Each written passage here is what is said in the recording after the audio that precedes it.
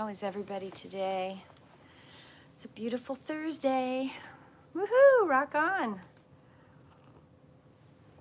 I hope everybody's having a beautiful morning or afternoon or evening or whatever time of day you're playing this back. If you are joining me for the first time, my name is Red Moon Eagle, and this is Daily Devotions with Red Moon Eagle. I use oracle cards and tarot cards, and sometimes I just pick a topic and let's discuss it, but it's a lot about devotional. It's about, we talk about real things here. I don't beat around the bush. I can be abundantly blunt. I have autism and ADHD, and I like to talk about real things. So we talk about real things, we talk about real solutions, we talk about real actions, and I also talk a lot about prayer and devotion and what that looks like. And anyway, there's 365 days of this on the YouTube channel, and if you like this one or you don't like this one, go check one of the others out. I've been doing this for quite some time. My format has changed a little bit over the years, so there are people who prefer the older ones and there are people who prefer the newer ones. I get feedback on it all the time, and it's just whatever whim happens. So, okay, so today we are going to do 3-7 in the transformational flow, and the cards are from Mausolea, Oracle of Souls, and Medicine Heart Oracle. We're still working through the 9 representation, which is number 23, which is Ajayu. I still don't know how to say that. If anybody knows how to say that, can you put the pronunciation in the comments at some point, because they don't always give me like pronunciation guides and I don't know how to speak this. Okay, so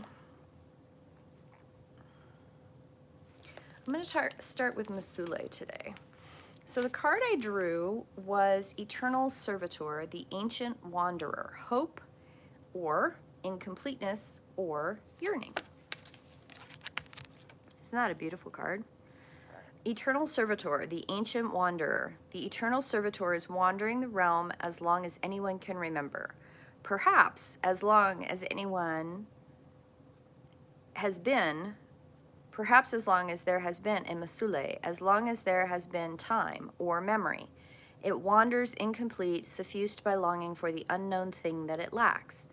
Perhaps this thing is a piece of itself, the truth of what it is, the purpose which was created, or maybe it is itself a memory or a remnant of something that died even before death came into being.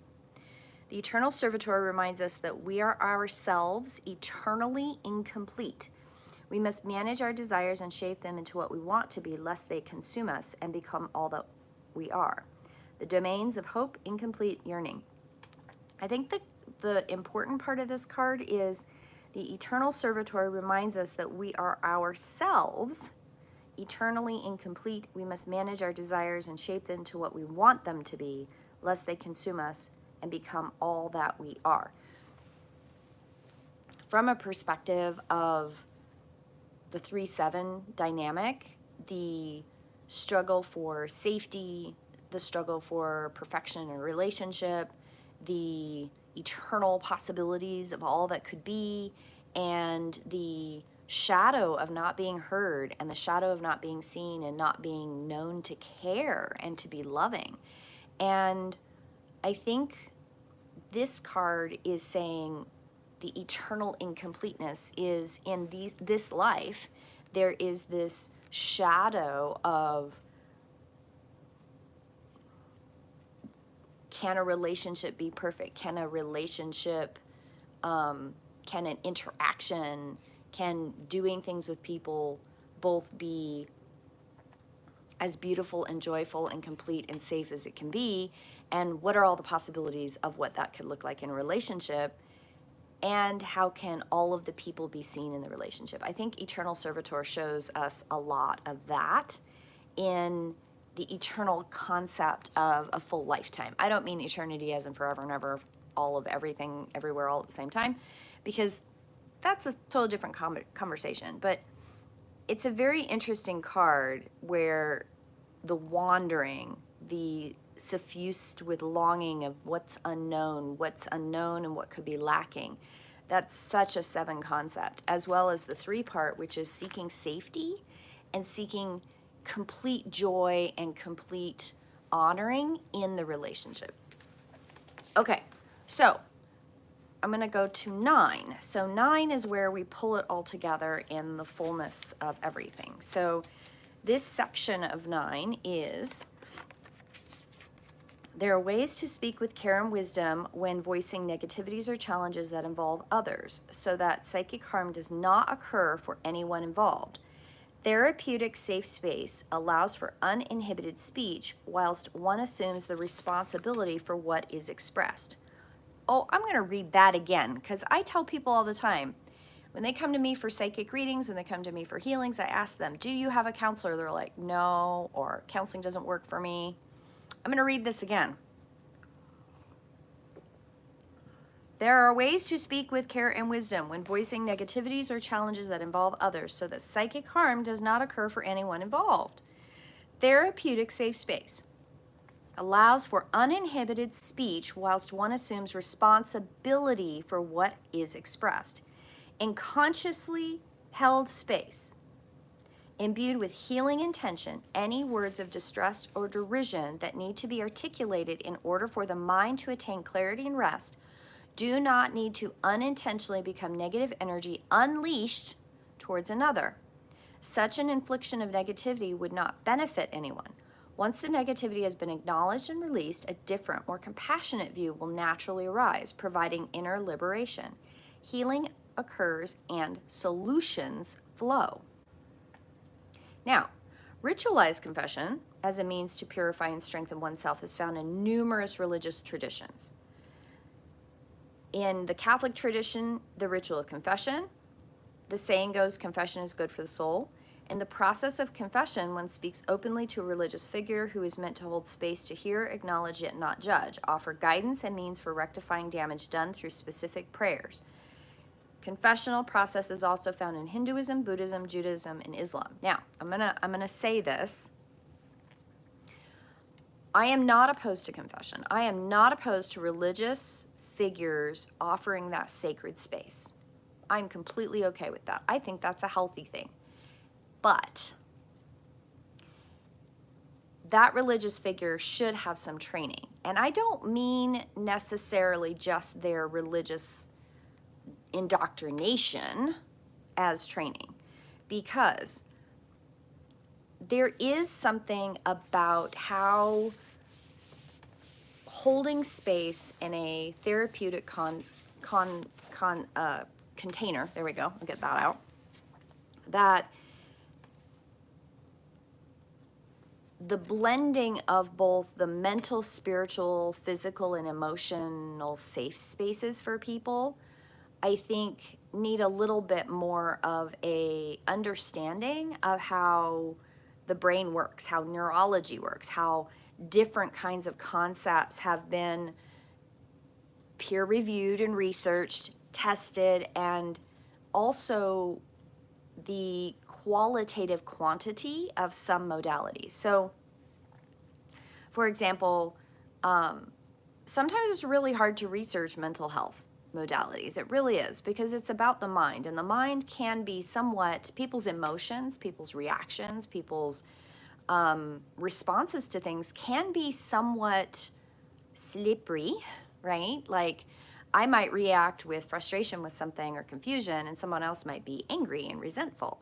And this is where the bio numbers, I think, really come into play. But when we're coming back to the modality of communicating to free up, heal, and find solutions for outcomes, I think you do need a little bit more of a structured container. Now, I do a lot of psychic and energy work, and there is a large emotional component that comes into play in the work that I do. And one of the things that I have found over the years is that I find it really important that people have counseling support for even just going to a psychic or an energy healer or whatever. Just like if I get a client on the table that requires a little bit more touch therapy, I'm not licensed for that. So I send them to a massage therapist, and I try to find somebody who does really good integrative massage that can do a variety of different techniques to give that client deeper support. Now, when we're looking at transformation and I'm looking at these cards, I'm looking at the combination of where was it? Yeah. The eternal servitor reminds us that we are ourselves eternally incomplete. We must manage our desires and shape them to what we want to be, lest they consume us and become all that we are. So the desires, the things that you come in contact with, hope, incompleteness, yearning, the yearning for balance, the yearning for the things out in the world, looking at how counseling can work for that ritualized container to work through the emotional depth of what are your desires, what are your yearnings for, what are your incompletenesses, what are the things that you're striving for. And being able to have a therapeutic space which is safe, that you can say all the things that you wouldn't normally say. Astra, what are you doing? She's licking the floor for some reason. Anyway, sorry, squirrel.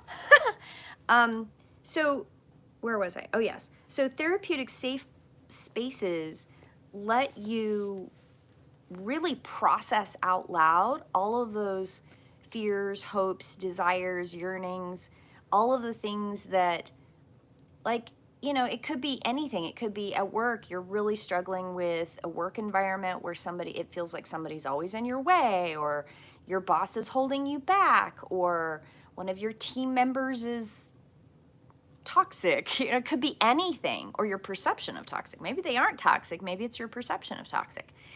I'm not saying that none of it is valid. What I'm saying is that when you have a really good therapeutic safe space, when you have somebody who's trained to understand, in my opinion, understand the body, mind, spirit, emotional concept of that wheel, you get more support for processing the things you need to process.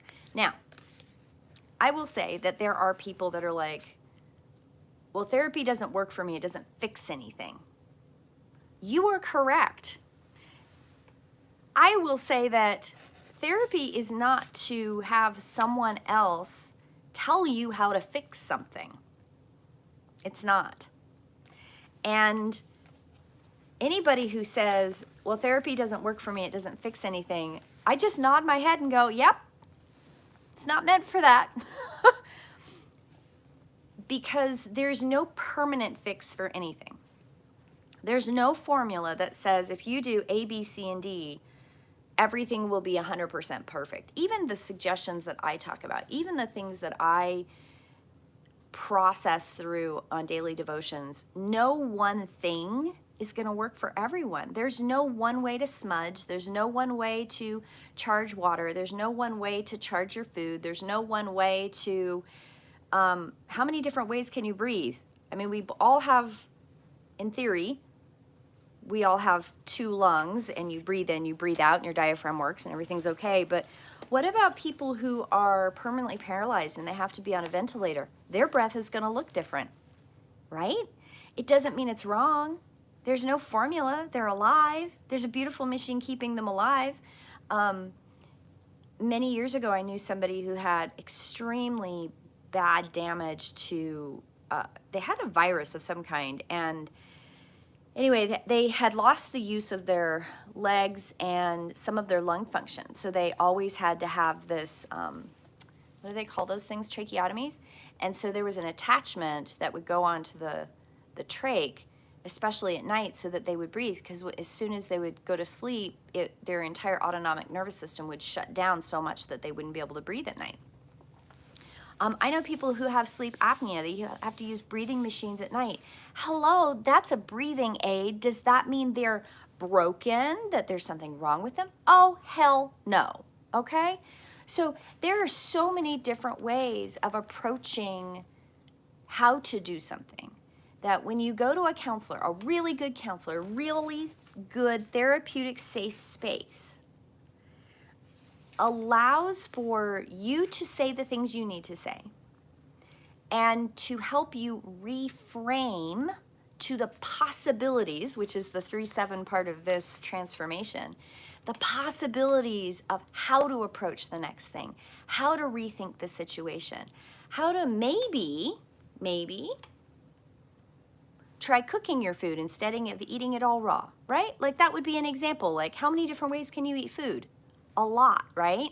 Maybe you're only ever boiling your vegetables and you've gone to the therapist and you're like, I don't understand why everybody's so hype about vegetables. I've been eating vegetables for years and they're disgusting. And the therapist goes, well, how do you cook your vegetables and where do you get your vegetables and how do you prepare them? And they ask all these questions and you're like, why are we talking about this? Vegetables just taste awful. And then you find out, maybe for the first time in your life, that you could steam them. You didn't have to boil them. And you go home and you're like, maybe I'll try that. And you discover, holy shit, broccoli actually tastes good if it's not boiled to death. Hey, I could put a little salt on it. Cool, right? Like it's a simple thing. That's what therapy and counseling is. It's a safe place to process, to do this ritualized healing space, and it's to help you articulate what it is that you're experiencing. And a good therapeutic session will often ask you a lot of questions, maybe. I think a good therapist does that anyway. That's my perception. You could find one that you don't want them to talk at all. You just want them to listen to you bitch. That's okay too. Verbal processing is a thing. And the 3-7, I think, is a very important thing to understand, that the 3 doesn't always process things out loud, but when they do, it's very synthesized and crystallized. And 7 will talk more. And they're processing a lot more out loud.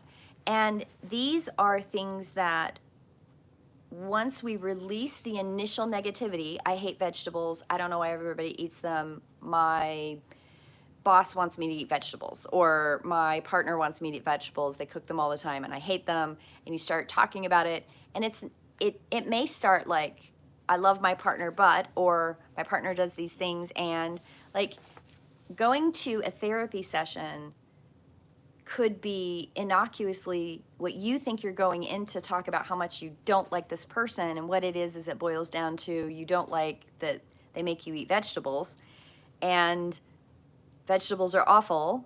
And then it turns into, well, you've never had steamed vegetables, or you never had broccoli dipped in ranch dressing that's lightly steamed, right? Like, oh, you mean I could do that? Cool.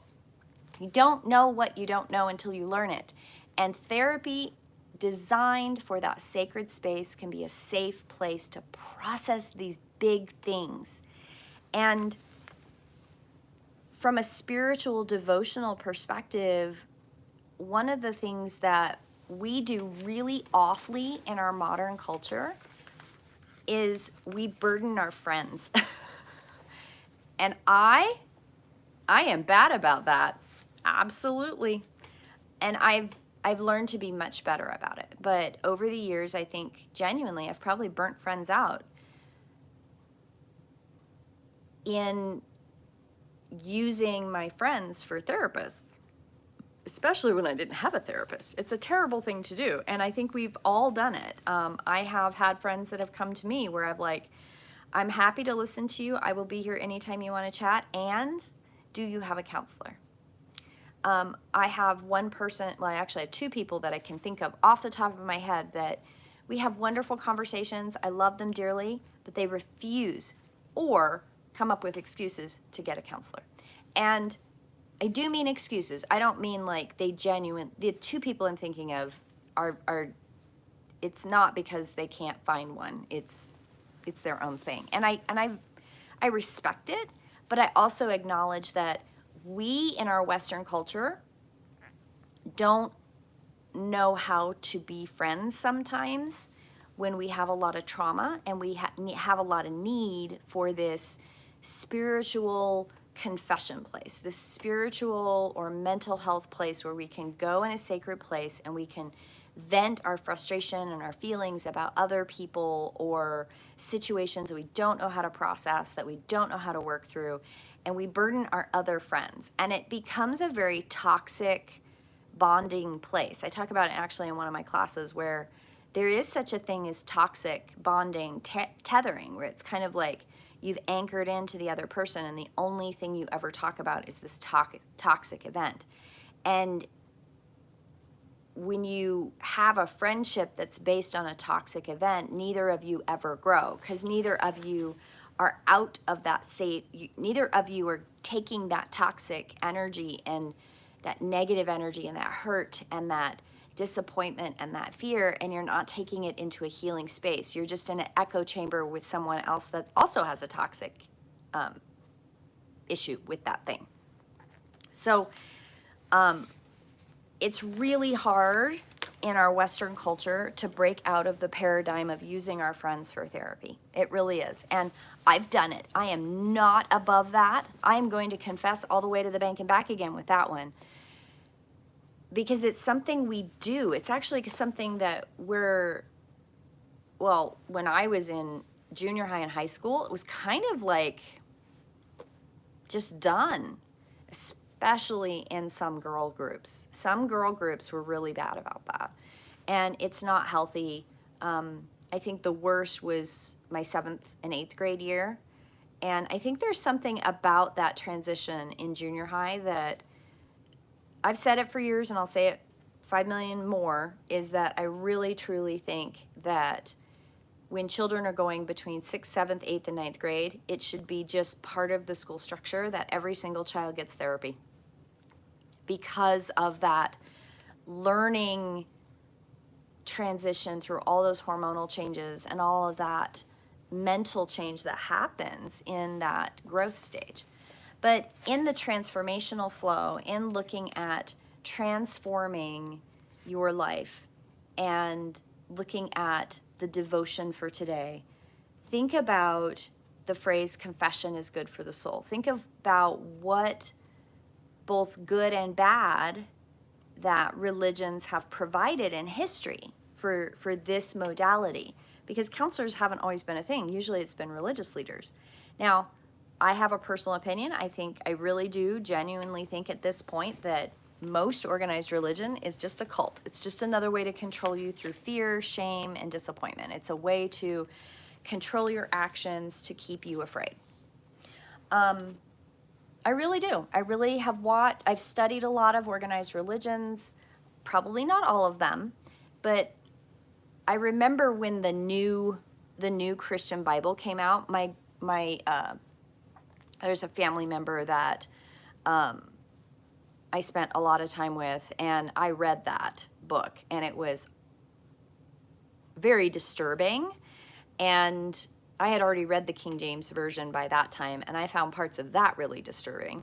And then beautiful Papa, the way he was like, put it in context of history. So like I did a lot of history study, but I found so much more places of peace within alternative spiritual places, even though those places don't have that religious cult structure, or the ones that I encountered didn't as much.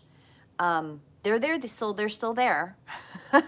Spirituality is more of the ability to search and question and read a lot of different sources and have dialogue and discussion. But when you're struggling through things, I think it's really important that you have that therapeutic container. And there are some religious organizations and some religious leaders that in organized religion that have gone out and gotten actual training for therapy. They have training for the role that they play. And it is non-denominational. It is based in neuroscience. It is based on behavioral science. And they do better, I think. It's the ones that don't use it for good, or the ones that they stick into a lane of rigidity, like my religion is right and your religion is wrong. I think they all have validity. Whatever sings to your soul, whatever makes you feel happy, there's no one way in the universe, okay? What comes up quite frequently in many of the readings that I do with people, which has a lot to do with this card, which is when something is right for you, that's okay. But when you start stepping on somebody else's free will and choice, that's when we're going to have a problem. And in this concept of sharing and having discourse and finding solutions and working through trauma and working through the healing process, there's no one right way to do it. And when someone says the only way to cure PTSD is to put somebody in a religious camp, I'm going to have a problem with that. But if you say, well, this person did better in this context, or this person did better with horse therapy, or this person did better with DMT, or this person did better with guided psilocybin, or this person did better with going down to Peru and doing psilocybin. Okay, whatever works for you. One person might say, yeah, I did cacao ceremony and then I went to my therapist, or I went to my therapist and then I did cacao ceremony. Or maybe one person says, yeah, I see a therapist twice a week and I've been doing full moon sweat rituals. Awesome. Whatever works for you, but make sure you're also getting all of the possibilities of processing, and you're digging into the specifics, the very focused details that help you bring out all of the layers of that trauma and processing. So one of the biggest things, takeaways from today's daily devotion, is really look at where are you safe, who can hold that safe container for you, so that you don't burden your friends. Your friends sometimes know, like, the other person you're talking about, or your friends may feel trapped. They may feel unable to help you. And when we want to help people, it's very easy to think that you're supposed to have a solution for them. And that is not the truth. That is not a universal truth. The universal truth is you have your own blueprint and you have your own choices. And there are many different avenues to get there. You know, I tell people all the time when they come to me and they're like, what does my guide say I should do? I try really hard not to laugh every time that question comes up, because I think I get asked that question at least 4 or 5 times a week. Your guides aren't going to tell you what to do. They're not there. They're not there on the other side to tell you what to do. They are there to help you stay true to your blueprint and hold true to the choices you gave yourself. So they will often reflect back to you the choices that you have written into your blueprint.